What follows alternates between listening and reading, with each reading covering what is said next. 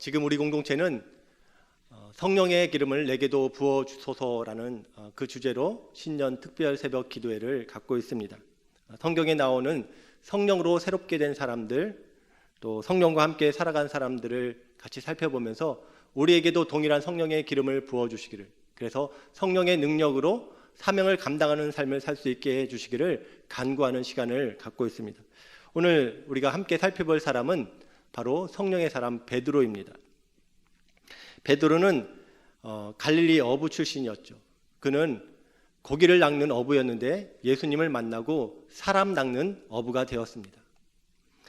그런데 그가 주님을 따랐지만 그의 삶의 변화는 더디었습니다.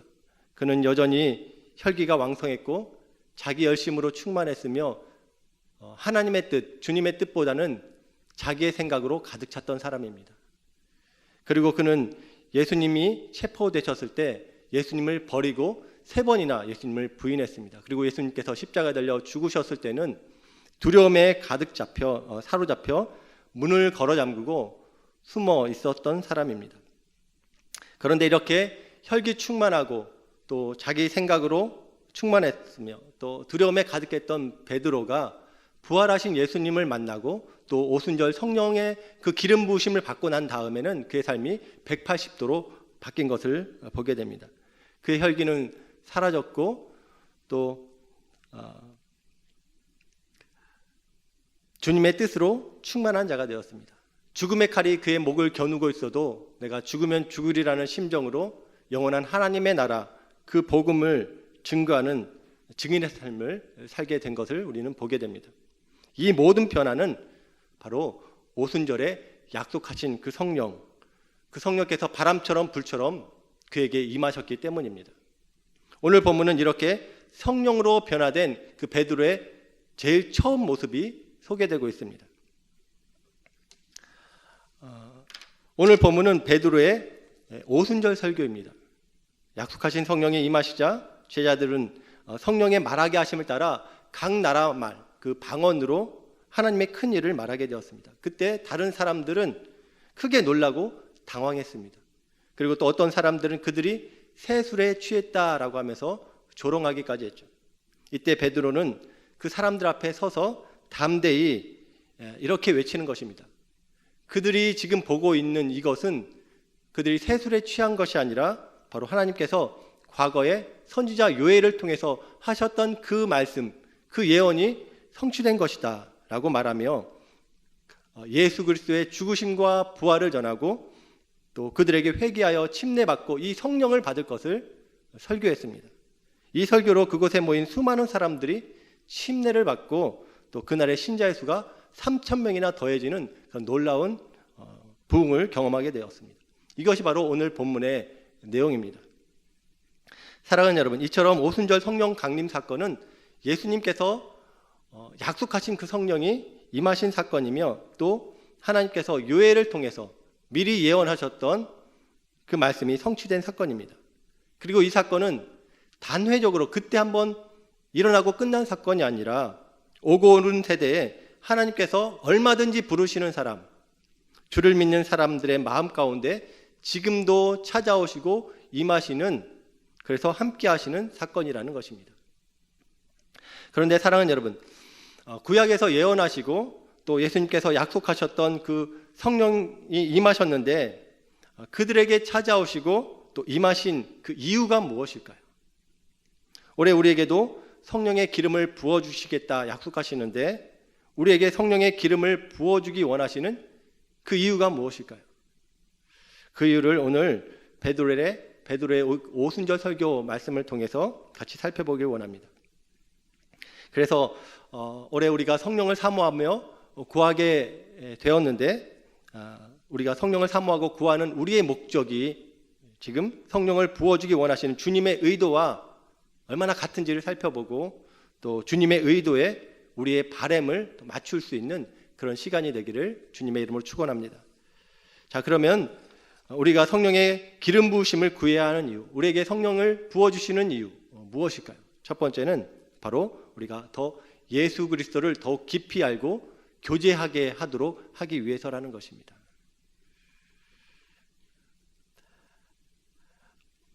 오늘 본문에 보면 베드로는 지금 일어난 이 오순절 성령 강림 사건을 하나님께서 요엘 선지자를 통해 미리 예언하신 말씀이 성취된 것이라고 말하면서 이 오순절 설교를 시작합니다. 15절에 보면은 베드로는 지금이 제 3시가 되었는데 너희가 생각하는 것 같이 이 사람들이 취한 것이 아니다라고 이야기합니다. 여기서 제 3시는 오전 9시를 말하는 것이죠. 일과가 이제 시작된 그때 그 아침 시간부터 술 취해 있는 사람은 없다는 것입니다. 그리고 이어서 요엘서 2장 28절 이하의 말씀에 기록된 그 요엘 선지자의 예언을 언급하면서 지금 그들이 보고 들은 이것이 바로 이 예언이 성취된 것이다 라고 설명하고 있습니다. 17절에서 18절 말씀을 같이 한번 읽어보도록 하겠습니다. 시작. 하나님이 말씀하시기를 말세에 내가 내 영을 모든 육체에 부어주리니 너희의 자녀들은 예언할 것이요 너희의 젊은이들은 환상을 보고 너희의 늙은이들은 꿈을 꾸리라. 그때에 내가 내 영을 내 남종과 여종들에게 부어주리니 그들이 예언할 것이요. 그 말세에 내가 내 영을 모든 육체에 부어준다라고 말씀하십니다. 이 말세는 바로 예수님의 초림과 재림 사이를 말하는 것이죠. 예수님께서 오신 때부터 다시 오실 때까지의 그 기간을 우리는 말세, 종말의 때라고 이야기합니다. 이때 성령께서 모든 육체에 부어주신다라고 말씀합니다. 특별히 자녀들과 젊은이, 또 늙은이, 그리고 남종과 여종 모든 육체에 부어진다라고 말씀하셔요. 여기서 모든 육체는 사실 진짜 모든 사람을 가리키는 것은 아니죠. 과거에는 특정한 사람에게만 하나님의 영이 임했지만 이제는 남녀노소 누구나 성령을 받고 왕같은 제사장, 거룩한 나라, 하나님의 소유된 백성이 될 수 있다는 것입니다. 특별히 자격을 갖추어야지만이 아니라 예수 그리스도를 구주로 믿고 성령을 사모하는 그 모든 사람들에게 부어진다는 거예요. 그리고 지금 이 예언이 오순절 성령 강림 사건으로 이루어졌다고 그렇게 이야기하고 있는 것입니다. 그런데 사랑하는 여러분, 이렇게 하나님의 영, 성령이 부어질 때 어떤 일이 일어난다고 말씀하고 있나요? 17절 말씀 다시 한번 보도록 하겠습니다. 한번 보면은 자녀들은 예언할 것이요 젊은이들은 환상을 보고 늙은이들은 꿈을 꾸리라 라고 말합니다. 예언과 환상과 꿈, 사실 이것들은 모두가 구약시대에 하나님께서 당신을 계시하실 때, 당신을 나타내실 때 사용하신 방편들입니다. 하나님께서는 구약시대의 사람들에게 당신을 나타내실 때 어떤 때는 환상으로, 어떤 때는 꿈을 통해서, 어떤 때는 예언을 통해서 말씀하셨습니다. 그래서 사람들은 이런 예언과 환상과 꿈을 통해서 하나님의 음성을 듣고 하나님의 뜻을 깨닫고 하나님을 만났던 것이죠. 여기에 이 예언과 꿈과 환상은 그래서 하나님의 말씀과 관련이 있는 것입니다.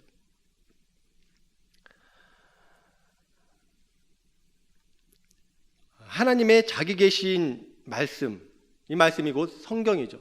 근데 이 성경이 어떻게 쓰여졌습니까?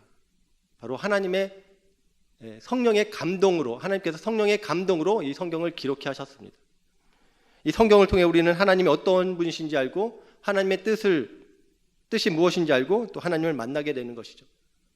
그러나 이 성경은 성령의 감동으로 기록되었기 때문에 또 동일한 성령의 조명하심, 비춰주심을 통해 읽을 때만이 그 의미를 바로 알고 또 바르게 적용할 수 있는 것입니다. 그래서 하나님께서 그의 백성들에게 주의 영, 성령을 부어주시는 것입니다. 과거에 예언과 꿈과 환상으로 말씀하셨던 것처럼 이제 성경을 통해 성령으로 우리에게 말씀하시고 성경의 핵심인 예수 그리스도를 더욱 바라보며 말씀을 통해 그 예수님과 깊이 교제하도록 우리를 인도하시기 위해서 성령의 기름을 부어주신다는 것입니다. 오늘 본문 25절 이후에 보면 베드로가 시편 16편 8절에서 11절 말씀을 인용하는 것을 보게 됩니다. 다윗의 시를 인용하는데 한번 보도록 하겠습니다. 한번 같이 읽도록 할게요. 자, 시작. 다윗이 그를 가리켜 이르되 내가 항상 내 앞에 계신 주를 배웠으며 나로 요동하지 않게 하기 위하여 그가 내 우편에 계시도다. 그러므로 내 마음이 기뻐하였고 내 혀도 즐거워하였으며 육체도 희망에 거하리니 이는 내 영혼을 음부에 버리지 아니하시며 주의 거룩한 자로 썩음을 당하지 않게 하실 것이미로다. 주께서 생명의 길을 내게 보이셨으니 주 앞에서 내게 기쁨이 충만하게 하시리로다 하였으므로. 아멘. 자, 여기 보면 다윗은 자기 앞에 계신 주를 항상 배웠다고 말하며 그가 결코 썩음을 당하지 않는 주의 거룩한 자라고 또 그렇게 이야기합니다. 근데 베드로가 여기서 다윗이 얘기한 그 주가 바로 예수 그리스도라고 증언하고 있는 것이죠. 베드로는 다윗의 시편 16편 말씀을 통해서 예수 그리스도의 부활을 깨닫고 증언한 것입니다. 이처럼 베드로는 성령의 감동으로 기록된 하나님의 말씀을 지금 그에게 기름 부어진 성령의 조명하심을 통해 바로 알고 그 말씀이 예언하고 있는 그 예수 그리스도를 만나고 그 예수 그리스도를 증언하게 된 것입니다. 사랑하는 여러분, 예수님께서 승천하시기 전에 보혜사 성령을 우리에게 보내주시겠다고 하시면서 하신 말씀이 있습니다. 바로 그 보혜사 성령께서 오셔서 하실 일들에 관해서 말씀하신 것인데 요한복음 14장 26절과 15장 26절 말씀입니다. 한번 같이 보도록 할게요. 14장 26절 같이 읽어보겠습니다. 시작. 보혜사 곧 아버지께서 내 이름으로 보내실 성령 그가 너희에게 모든 것을 가르치고 내가 너희에게 말한 모든 것을 생각나게 하리라. 15장 26절도 같이 읽겠습니다. 시작. 내가 아버지께로부터 너희에게 보낼 보혜사 곧 아버지께로부터 나오시는 진리의 성령이 오실 때에 그가 나를 증언하실 것이요. 네, 성령이 오셔서 무슨 일을 하신다고 하십니까? 바로 제자들에게 예수님이 하신 그 말씀들을 생각나게 하시고 그 예수님이 하나님의 아들이시고 우리의 구원자라는 사실을 증언해 주신다고 말씀하고 있습니다. 그리고 약속하신 성령이 제자들에게 임하시자 그들은 성경이 가르치고 있는 성경이 가르치고 있는 그 예수 그리스도 그분을 바로 보게 되었고 또 알게 되었던 것입니다. 이처럼 성령은 우리로 하여금 더욱 예수님을 바라보게 하시는 영이십니다. 그러므로 우리에게 성령이 더욱 기름 부어질 때 우리는 그 성경을 통해서 계시된 하나님, 특별히 계시의 핵심이신 그 예수 그리스도를 더욱 깊이 알게 되고 더욱 친밀한 교제 가운데 살아갈 수가 있게 되는 것입니다. 사랑하는 여러분, 지금 예수님에 대한 우리의 믿음 어떤 상태에 있습니까? 믿음이 희미해지셨습니까? 임마누엘로 우리와 영원토록 함께 하신다는 그 예수님이 잘 보이지 않습니까? 그렇다면 지금 우리가 해야 할 가장 시급한 일은 바로 성령의 기름 부으심을 구하고 또 성령 충만을 사모하는 것입니다. 왜냐하면 우리를 창조하시고 구원하신 목적, 또 성령을 우리에게 보내주신 목적이 바로 주님과의 친밀한 사귐을 이루기 위해서이기 때문입니다. 우리가 성령으로 충만하지 않으면 결국에 우리는 다른 것들로, 세상 것들로 충만하게 되어 있습니다. 그러면 그것들이 우리의 삶을 이끌어가게 되어 있는 것입니다. 그러므로 바라기는 더욱 우리가 마음을 넓게 열고 이 성령 하나님을 인정하고 날마다 환영하고 모셔드리고 또 의지하며 성령 충만함을 받는, 그래서 우리의 구주 되신 그 주님과 날마다 깊이 사귀어 살아가는 우리 모두가 될 수 있기를 주의 이름으로 축원합니다. 두 번째입니다. 그러면 우리가 성령의 기름 부으심을 또 구해야 하는 또 다른 이유 무엇일까요? 두 번째는 바로 예수 그리스도를 더욱 담대히 증거하기 위해서입니다. 여러분, 성령의 기름 부으심이 임하면 우리는 그 성령을 통해서 그 예수 그리스도를 더욱 깊이 알고 인격적인 교제를 할 수 있게 됩니다. 그리고 또 하나 특별히 나타나는 것이 있는데 바로 권능을 받아서 그 담대히 그리스도를 증거하는 증인의 삶을 살게 된다는 것입니다. 이것은 사도행전 1장 8절에서 주님이 우리에게 위임하신 지상 대위임 명령 그 말씀을 통해서도 알 수 있습니다. 사도행전 1장 8절 말씀 같이 한번 읽어보겠습니다. 시작. 오직 성령이 너희에게 임하시면 너희가 권능을 받고 예루살렘과 온 유대와 사마리아와 땅끝까지 이르러 내 증인이 되리라 하시니라. 아멘. 약속하신 성령을 기다리라고 하시면서 성령이 임하시면 어떤 일이 일어나는지를 말씀하시는데 어떤 일이 일어난다고 하시나요? 바로 성령이 임하시면 권능을 받는다라고 말씀합니다. 영적 권능이 생기는 것이죠. 한마디로 영권이 생기는 것입니다. 그런데 여러분, 이 영권은 어떤 일을 하도록 부어지는 영권일까요? 성령의 은사를 받아 방언하고 예언하고 신유하는 이런 나타나는 성령의 현상이 중심이 된 영권인가요? 그렇지 않습니다. 이 권능은 그 다음에 이어지는 말씀, 바로 예루살렘과 온 유대와 땅끝까지 주님의 증인된 삶을 살 수 있도록 도와주시는 그 권능이라는 것입니다. 그렇습니다. 성령이 임하시면 우리는 권능을 받고 담대히 그리스도를 증거하는 증인의 삶을 살 수가 있게 되는 것입니다. 이것을 확인할 수 있는 부분이 오늘 본문에서도 여러 군데 나옵니다. 먼저는 제자들이 성령 충만하여 제일 먼저 그들이 한 일이 무엇이냐는 것입니다. 오늘 본문의 앞문맥에 보면 제자들이 성령의 충만함을 받고 바람처럼 불처럼 그들 가운데 임한 그 성령으로 인해서 그들이 제일 먼저 한 일이 무엇인지 나오는데, 바로 그들이 방언을 한 것입니다. 방언. 그런데 이 방언이 무엇인가요?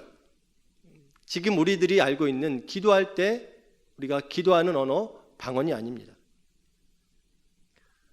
오순절 당시 성령이 임하여 제자들이 하게 된 그 방언은 바로 각 나라의 언어를 말하는 것입니다. 당시에 예루살렘에는 명절을 지키기 위해서 멀리서 경건한 유대인들이 예루살렘을 찾아왔습니다. 본문에 보면은 바데인, 메데인, 엘라민, 메소보다미아, 유대, 갑바도기아, 본도 아시아드. 그래서 예루살렘을 중심으로 동서남북 사방에서 지금 사람들이 예루살렘으로 모여온 것이죠. 열방 사람들이 예루살렘으로 모여온 것입니다. 그런데 그들이 성령 충만한 제자들을 통해 자기 나라 말로 하나님의 큰 일을 듣게 된 것입니다.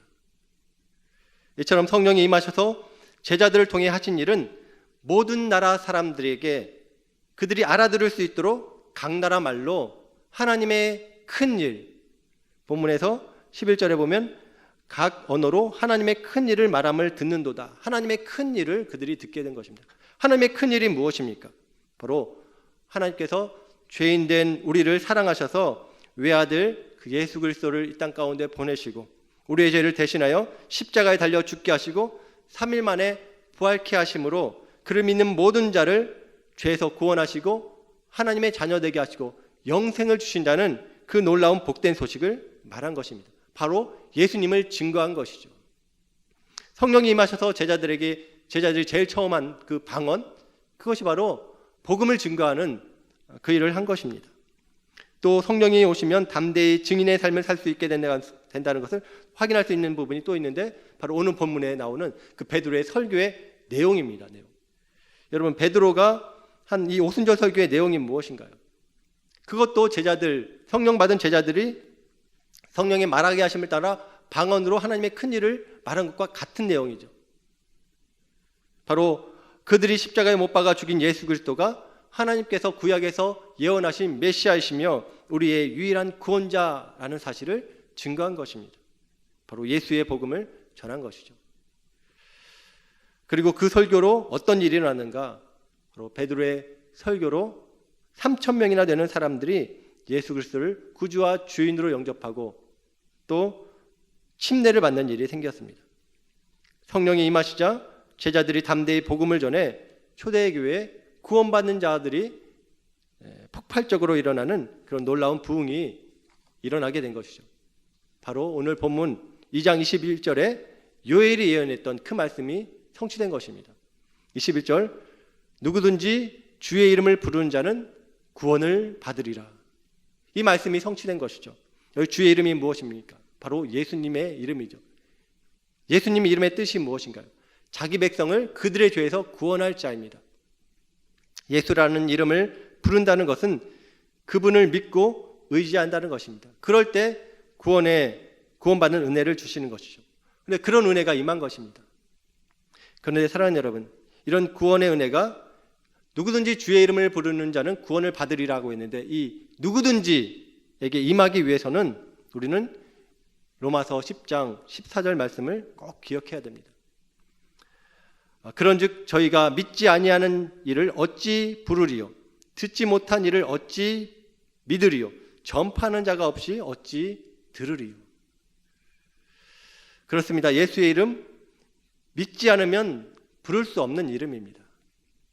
듣지 못하면 또 믿을 수 없습니다. 전파하는 자가 없으면 들을 수 없습니다. 결국 그들이 주의 이름을 부르기 위해서는 누군가 이 생명의 복음을 전해야 되는 것이죠. 듣게 해야 되는 것입니다. 그럴 때 믿을 수 있고 또 부를 수 있는 것입니다. 이처럼 세상 사람들이 믿을 수 있는 이름, 부를 수 있는 노래가 되도록 그 예수 그리스도를 전해야 되는 것입니다. 그것을 위해서 성령께서 우리에게 기름 부어주신 것입니다. 전할 수 있는 힘 주시기 위해서, 능력 주시기 위해서, 지혜 주시기 위해서, 우리를 인도하시기 위해서 우리에게 기름 부어주신 것입니다. 지난달 새벽 설교 중에 제가 함께 나누었던 간증이 있는데요. 오늘 설교를 준비하며 다시 한번 그 간증을 나누면 좋겠다는 감동이 있어서 함께 나누려고 합니다. 작년에 한 목장에서 줌으로 목장 모임을 갔는데 저와 저희 마을장님 부부를 초대해 주셔서 함께 화상으로 모임을 가졌습니다. 화상 모임이지만 주일 주신 말씀에 대한 진솔한 나눔과 또 가정의 기도 제목을 나누고 간절히 기도하는 그 목장 식구들의 모습에 제가 많은 감동을 받았습니다. 코로나로 대면하여 모이지는 못하지만 이렇게 비대면 모임에서도 성령께서 동일하게 역사하시는구나라는 생각에 감동이 되었습니다. 그런데 제게 더 감동적인 일이 있었는데요. 각 가정의 기도 제목을 듣고 함께 기도하기 위해서 나누는데 한 가정의 기도 제목 가운데 유치부에 다니는 어린 아이의 기도 제목이 좀 특별했습니다. 어떤 기도 제목이냐면 또 전도하게 해주세요. 또 전도하게 해주세요라는 그런 기도 제목이었습니다. 그래서 사연을 들어보니 아이가 어느 날 자기 방에서 이제 아침에 큐티를 한 다음에 A4지에 그림을 그리고 또 글을 써서 전도지를 만들었다는 것입니다. 지난번에는 제가 말로만 설명을 드렸는데 오늘 사진을 준비했습니다. 지금 아이가 큐티한 다음에 지금 뭔가를 그리고 있어요. 전도지를 지금 그린 것입니다. 그 내용이 이렇습니다. 전도지를 보면 앞면에 예수님 사랑 가득 전도지라고 크게 쓰고 또 나무 십자가를 그리고 그 옆에 또 망토를 입은 예수님의 그림이 있습니다. 그리고 예수님 옆에 아이를 너무 좋아하시는 예수님이라고 적어 놓았어요. 그리고 그 옆에 이제 뒷면에는 복음을 적어 놓은 것입니다. 하나님은 사람을 만들었어요. 하나님은 아담과 하와를 만들었어요. 하나님은 에덴 동산을 만들었어요. 하나님은 예수님을 보내주셨어요. 예수님은 하나님이세요. 이렇게 복음을 적어 놓은 거예요. 그리고 그 다음에 문구가 악건인데 더 궁금하시면 성경책을 보세요. 끝. 그리고 본인 이름까지 적어 놓았습니다. 그리고 그 아이가 그날에 이 전도지를 가지고 포장한 과자를 가지고 놀이터에 가서 자기보다 어린 꼬마에게 전해주었다고 합니다. 부모님이 아이가 전도하는 사진을 찍어서 또 저에게 제가 요청해서 좀 보내주셨는데 근데 이 아이의 기도 제목이 또 전도하게 해주세요 라는 거예요. 얼마나 사랑스럽던지. 저도 이렇게 기쁘고 사랑스러운데 우리 주님은 어떠셨겠습니까? 여러분, 아이에게 성령이 임한 것입니다. 성령이 그 아이 안에서 거하시면서 아이가 하나님의 말씀으로 큐티를 할 때 예수 그리스도를 더욱 깊이 알고 교제하게 하신 것입니다. 그리고 성령께서 아이에게 예수님을 전하고 싶은 그 마음을 주시고 지혜 주시고 용기를 주신 것이죠. 아이에게 땅끝까지 증인되는 권능을 주신 것입니다. 사랑하는 여러분, 성령의 기름 부으심이 임하여 우리가 성령 충만할 때 나타나는 결과가 바로 이것입니다. 예수님을 더 깊이 알고 교제하게 되고요. 또 더욱 담대히 예수님을 증거하는 증인의 삶을 살게 되는 것입니다. 그런데 여러분, 이것이 성령이 임하시면 나타나는 결과이지만 이것은 또한 우리가 성령을 사모하고 구해야 되는 이유인 줄 믿습니다. 그리고 목적인 줄 믿습니다. 바르게는 우리 모두가 올 한 해 더욱 성령의 기름 부으심을 받아 더욱 성령 충만한 가운데 구주 되신 예수님과 동행하는 삶을 살 수 있기를 주의 이름으로 축원합니다. 그리고 성령과 더불어 예수 그리스도를 증거하는 사명을 잘 감당할 수 있는 우리 모두가 되기를 주님의 이름으로 축원합니다.